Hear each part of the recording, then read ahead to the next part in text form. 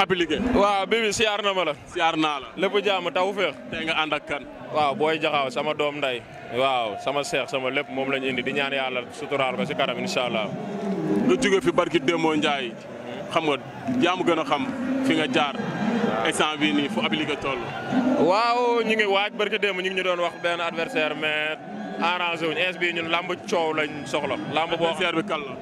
waaw benn booy lañ ma wax man xawuma ko sax dañ ma sama kii moo woo ne ma am na kuñ ko wax mais arrangé wuñ delloo ko ma ne ko amul problème man dañuy jékki-jékki rek ne ma taxaw na gars yi lamb coow la ma booy wax lamb boo xam ne boo ko jëlee dañ naan tey mu rey appliqué pour ñu ñëw mën a wane waat suñu bopp lamb bi amaana nu mu fa demee moo tax dernier moment jeudi la ñuy soog a yëg ni dañuy bëre mooy loolu waajuñu ko sax billaahi mais ñëw yàlla may la ci ndam.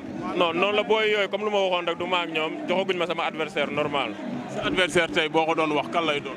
man Petit Lo mooy sama adversaire ndax dañoo bokk ku ñu daan waaw wéeru jaari ndaari dem na jëli keneen Jackson maa ngi koy xaar waaw.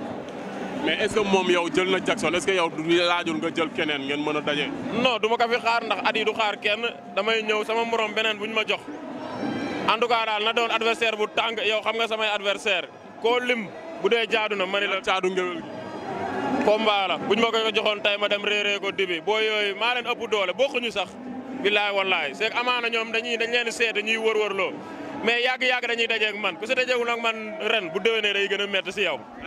billaay wallaay jaajëf Bibi ñoo for yow.